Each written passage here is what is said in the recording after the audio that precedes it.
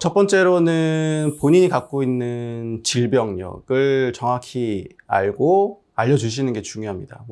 예를 들면 고혈압, 당뇨, 결핵 간염, 심장병이라든지 그런 것들을 알려주시는 게 도움이 되고, 두 번째로 드시고 계신 약물을 꼭 알려주셔야 됩니다.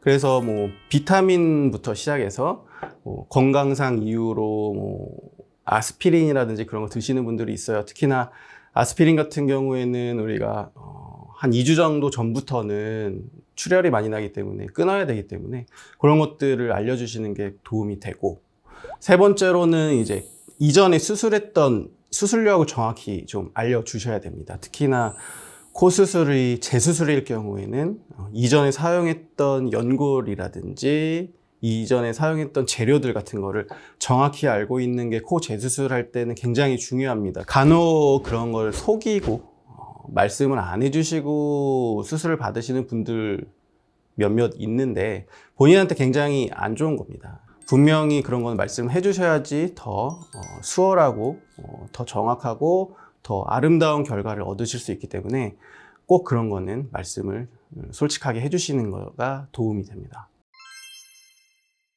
네 번째로는 패티큐어라든지 아니면 젤네일 같은 것들은 제거하고 오셔야 됩니다. 그리고 다섯 번째로는 우리가 피어싱을 하신 분들이 요즘 꽤 많으신데, 피어싱 같은 경우도 제거를 하시고 오시는 게 좋은 게, 병원에 오셨는데 제거가 안 되면 부셔야 됩니다. 그래서 피어싱을 사용하지 못하게 되는 경우가 가끔 있더라고요. 그래서 미리 제거를 하실 수 있으면 제거를 하고 오시는 게 좋습니다. 여섯 번째로는 우리가 금연, 금주를 하시라고 말씀을 드리는데, 한 달 정도 전부터 금연, 금주를 하는 게 제일 좋기는 합니다만 사실상 그거를 지키실 수 있는 분이 몇 안 될 거라고 저는 생각은 들고, 그래도 일주일 정도 전부터는 담배 안 피시는 게 좋습니다. 특히나 술보다는 담배가 더 안 좋으니까 담배는 일주일 정도라도 안 피시는 게 좋고, 수술하고 나서는 절대 담배 피시면 안 됩니다. 그러니까 미리 연습 삼아 일주일 전부터 조금 금연을 해주시는 게 더 좋을 것 같고, 마지막으로 제일 중요한 부분인데, 수술 전에 금식을 꼭 하셔야 됩니다. 6시간 전에 금식을 하셔야 되는데, 이 금식이 물 한 모금은 괜찮겠지, 커피 한 모금은 괜찮겠지, 절대 안 됩니다.